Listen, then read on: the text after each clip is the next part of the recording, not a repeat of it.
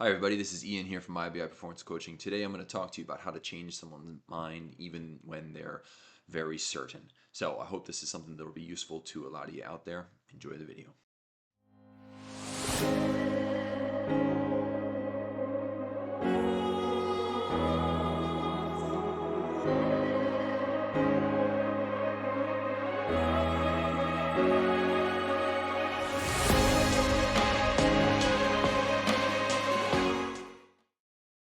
Today we're talking about how to change someone's mind even when they're certain of their position.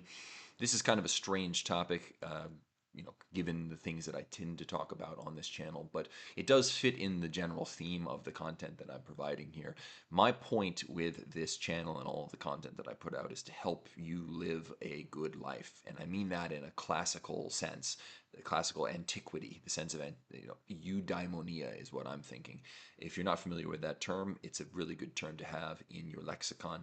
It basically means a good life in the sense of a life that's meaningful, a life that's full of joy, and a life that's full of growth, personal growth and development.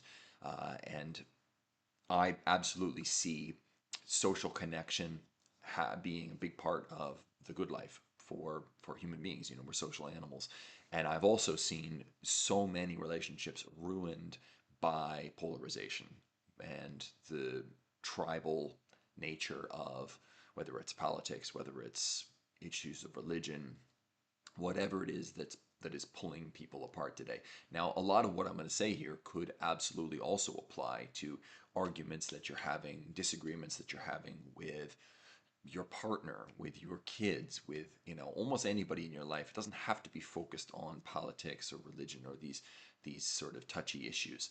It could be who's going to do the dishes, this kind of thing. And I'm going to leave it to you to figure out how this stuff could apply to that. But my impetus for making this video is that a few months back I had a conversation with some people I hadn't seen in a very long time. I wasn't very close to these people, but went out for dinner and some drinks with people, and it sort of became political in nature, and it was clear that I didn't agree. I was in a very different position with regarding these issues than the people I was speaking to, and I wouldn't give myself a super high rating on how I handled myself there, but I did all right, and uh, one of the other people who was there, not involved in the conversation, but privy to it, ended up becoming one of my clients. And he said that one of the reasons that he sought me out as a coach was because he was very impressed with the way that I handled myself in that conversation. And so I do think that some of these tools are really useful, and one in particular I think can really shift your perspective. And so that's what I'll lead with, and that is what the foundation of everything I'm going to say here it relies on this. The concept is that of confident gray. I heard about this from a TED talk a long time ago. So you can feel free to look up confident gray. You'll probably find the TED talk. But of course, this is going to be my interpretation of it, my application of it. I don't actually like the word confident here because confident, I tend to be very meticulous with how I use my words. For me, confident has a very specific meaning, and it does not apply in this situation. So I'm actually going to use the terms polarization and certainty, okay, to explain this model. Now, if you imagine that you had two axes, one being degree of polarization, or not even degree of polarization, but positive polarization to negative polarization, let's say. So if you're positively polarized, it means you deeply agree with some position, and you're negatively polarized, you disagree with that. And then in the middle would be someone who neither disagrees nor agrees. And then the other axis, let's say the vertical axis, is the certainty axis. So at the top would be being certain, at the bottom would be being uncertain, and in the middle would be like not sure how certain you are. So you have these two axes. Very often in practice, the way that these variables interact is as somebody becomes more polarized, they become more certain in their position, that their position is the correct position. So polarization in either direction goes up, you're positively polarized, you're negatively polarized. As you move towards the polarized extremes, your certainty in the correctness of your position also goes up. So you end up with a sort of like a V there, right? And this is a big problem. It's a big problem not just because, if you happen to be wrong, you essentially have a further height to fall from, but also because rhetorically or persuasively, you're giving up the high ground. You're giving up the advantageous position. If you are positively polarized to an extreme and also highly certain in your position, then anybody who's not on the same end of the polarization spectrum is actually going to be repelled by you. You're going to cause them to become increasingly polarized. It's called, I believe, the backlash effect, something like that. But because they're disagreeing with you, in disagreeing with you, they're reinforcing their own belief that they're right and their own certainty in their negative polarization. You're similarly going to pull people who are on your end of the polarization spectrum. You're going to pull them further into polarization. And so what we end up creating is this two tribe, this barbell sort of polarization that we see today in so many places. The high ground, rhetorically and persuasively, is actually the middle, is actually the not being polarized either way and being certain in not being polarized either way. And this is why it's called the confident gray. You're not black and you're not white. You're gray. You're not polarized in either direction, but you're confident that being gray is the right place to be. And again, I use the term from the speaker, but really the word I want to say here is certain. It's essentially the position of being certain in your uncertainty. You're certain that being uncertain about this topic is the right way to feel about it, the right way to think about it. Now, some of you out there might be thinking, well, isn't that like compromising my values? If I believe in something strongly, like, wouldn't it be unethical, especially if it's an ethical issue? Wouldn't it be unethical to present myself in this way? Here's what I would say to that. You are not sacrificing your values. All you're doing is shifting the focus of what you communicate to the fact that the position at issue is complex in nature, that it is ambiguous, that there is nuance to it. Any of these positions that you can think of, whether it's gun control or the vaccinations or abortion, you go down the list of controversial issues.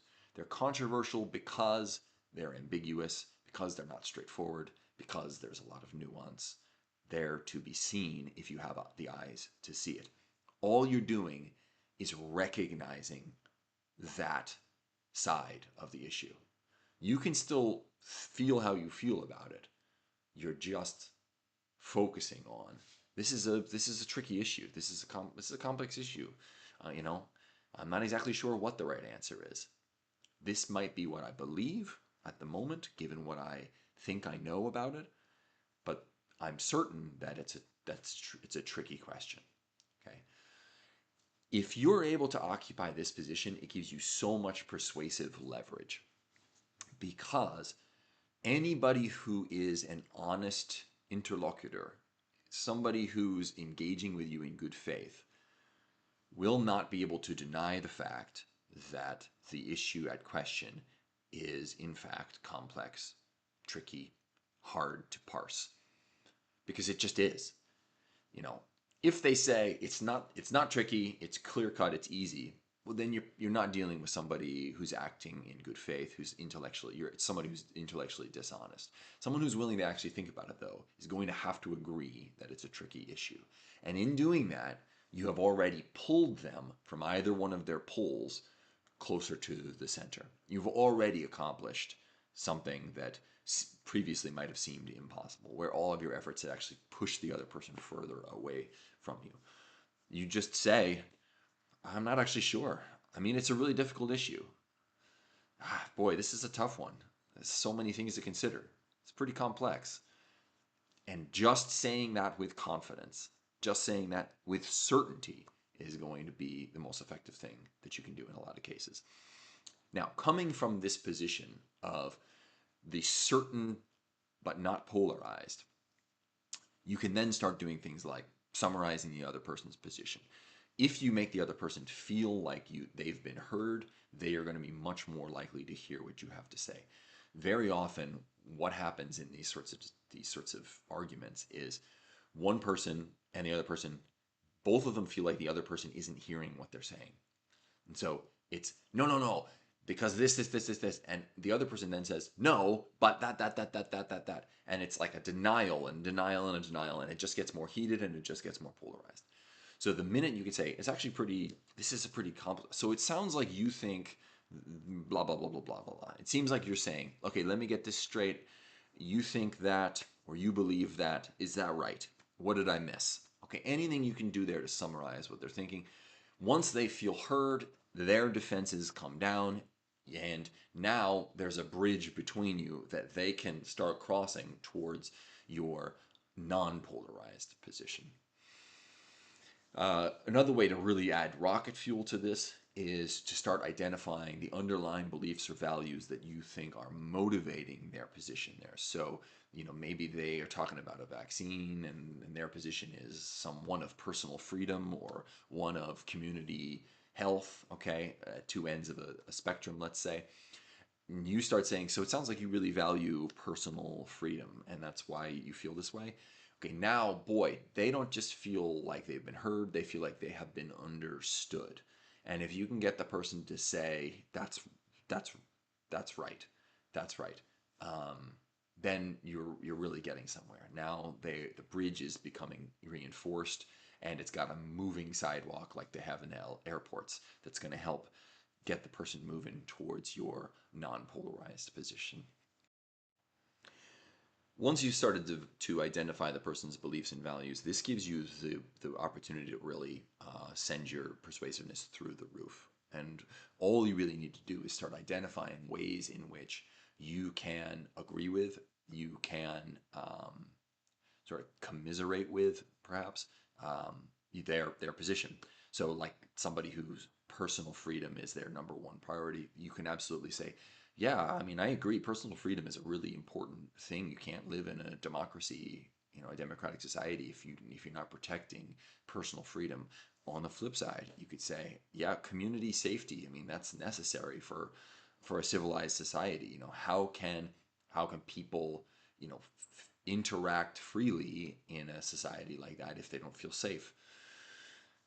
You may not personally put that value at the top of your value hierarchy. And that's fine. It doesn't mean you have to deny the validity of that value. Affirm the validity of that value because it is valid. It just might not be your priority. I mean, the fact that we have conflicting values is precisely what makes these sorts of issues contentious. It's not because one side is motivated by bad faith and horrible motives all the time. Sometimes that does happen, but hopefully the issue you're talking about here is one where there's a valid position on both. There's some validity to both positions, and you want to honor that. You want to affirm that. You want to identify that, and you want to say that you can find a part of you that connects with that, and then now the person, boy, they really feel like you are aligned with them in some way. You've built rapport with them, you've built trust with them. And when you have things like trust and rapport and alignment like that, you then have influence. And that's really what you're looking for here. You're not looking to be right, you're looking to be influential. And this is what you will have created if you've done this kind of stuff right. Once you have influence, you're already pulling the person towards you because that's the nature of positive influence of the kind we've crafted here. You're already pulling the person. They're already thinking about, I mean, yeah, like I still feel like personal freedom is the most important thing, or I still feel like community safety is the most important thing. But I can see, it is complicated. It is difficult. There are valid positions on both sides. It's also a great opportunity if you want to take it this far to start asking them, like, well, what are the limitations of that? Like, what are some of the drawbacks of the current policy or of the proposed policy or of, of that stance? Like, because there's no such thing as a perfect policy, right? Because there are no solutions, there are only trade-offs, in the words of Thomas Sowell. Just start asking them, like, where do you see the trade-offs? Like, what do you have to give up for that to work, right?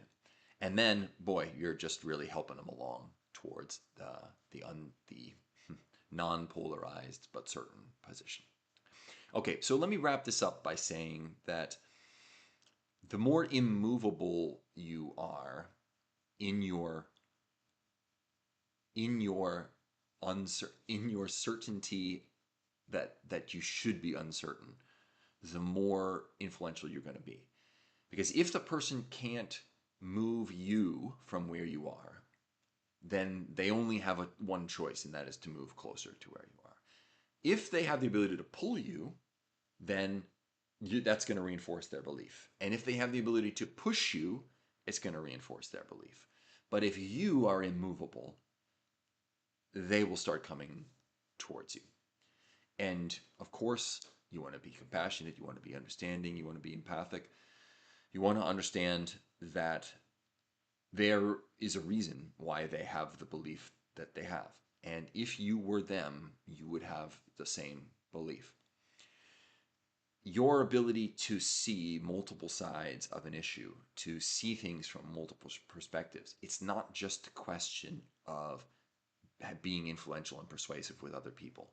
This is a question of your development as a human being, of building your capacity for ambiguity, your tolerance of complexity, and your clarity when it comes to nuanced issues. And I believe Carl Jung said that all conflict is just an opportunity for heightening your awareness. Okay, approach it that way. All right, so go try on the confident gray persona, see how it works for you next time you have a disagreement with somebody. All right, if you're interested in any of the courses, you can check them out below. If you want to get in touch with me, Facebook, email, you got that down below as well. Thank you so much for everybody who supports the channel. And I'm going to leave you with this. Excellence is a habit. Elite performance is a choice. So go make the choice right now, because what are you waiting for?